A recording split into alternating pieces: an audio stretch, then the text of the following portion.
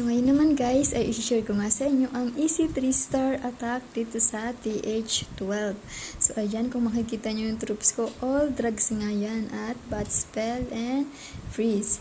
So ayan, unang gagawin ko nga dyan ay si Queen ilalapag natin dyan at dapat makuha natin yung air sweeper.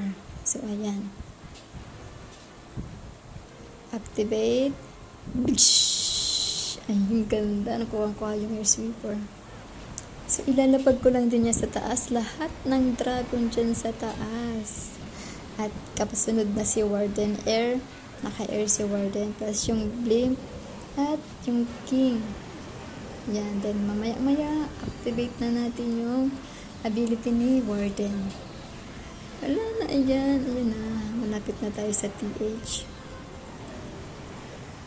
Na-activate ko na nga rin pala si King doon. Ayan. At pagkatapos guys, pag wala na yung TH, pag tunaw na yan, pwede nyo nang ilapag ang bat spell at alalay lang sa ano. Antayan nyo lang yung mga ayan yung wizard tower, dapat nalapagan mo yan ng freeze.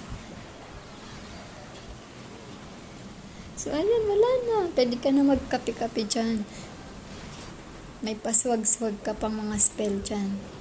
So, ayan. Okay na yun, guys. Napag ko na may pa-I love you pang malamig dyan. So, ayan lang, guys. Thank you for watching. Bye.